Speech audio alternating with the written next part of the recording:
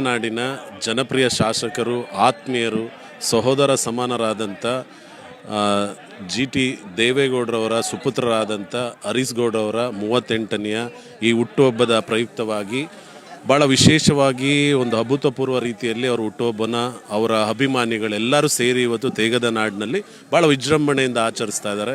ನಾವು ಕೂಡ ಈ ಸಂದರ್ಭದಲ್ಲಿ ಜನಪ್ರಿಯ ಶಾಸಕರು ಆದಂಥ ಅತಿ ಚಿಕ್ಕ ವಯಸ್ಸಿನಲ್ಲೇ ಶಾಸಕರಾಗಿದ್ದಾರೆ. ಹಾಗಾಗಿ ಅವರು ಕೂಡ ಮುಂದಿನ ದಿನಗಳೇ ಒಂದು ಉಜ್ವಲವಾದ ಭವಿಷ್ಯ ಸಿಗಲಿ, ಅವರಿಗೆ ಆಯುಷ್ಯ ಆರೋಗ್ಯ ಕೊಟ್ಟು ತಾಯಿ ಚಾಮುಂಡೇಶ್ವರಿ ಕಾಪಾಡಲಿ. ಹಾಗೆ ಮುಂದಿನ ಕೂಡ ಶಾಸಕರಾಗಿ ನೊಂದ ಈ ತಾಲೂಕಿನ ಜನರ ಬದುಕಿಗೆ ಒಂದು ಆಸರೆಯಾಗಿ, ಒಂದು ಬೆಳಕಾಗಿ ಕಾರ್ಯನಿರ್ವಹಿಸಲಿ ಅಂತೇಳಿ ಈ ಸಂದರ್ಭದಲ್ಲಿ ನಾನು ಕೂಡ ಕೇಳ್ಕೊತೀನಿ.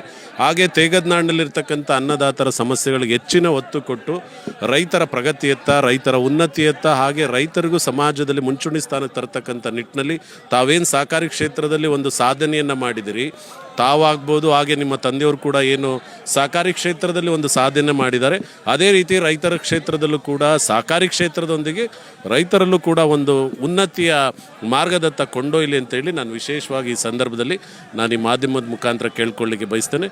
ಮತ್ತೊಮ್ಮೆ ನನ್ನ ಆತ್ಮೀಯ ಸಹೋದರ ಸಮಾನರಾದಂಥ ಹರೀಶ್ ಗೌಡ್ರವರಿಗೆ ಹುಟ್ಟುಹಬ್ಬದ ಶುಭಾಶಯಗಳನ್ನ ಹೇಳ್ತೀನಿ. ತಾಯಿ ಚಾಮುಂಡೇಶ್ವರಿ ಅವರಿಗೆ ಆಯುಷು ಆರೋಗ್ಯ ಕೊಟ್ಟು ಇನ್ನೂ ರಾಜಕೀಯದಲ್ಲಿ ಹೆಚ್ಚಿನ ಒಂದು ಶಕ್ತಿ ಭವಿಷ್ಯ ಕೊಡಲಿ ಅಂತೇಳಿ ವಿಶೇಷವಾಗಿ ನಾನು ಪ್ರಾರ್ಥನೆ ಮಾಡ್ತೀನಿ.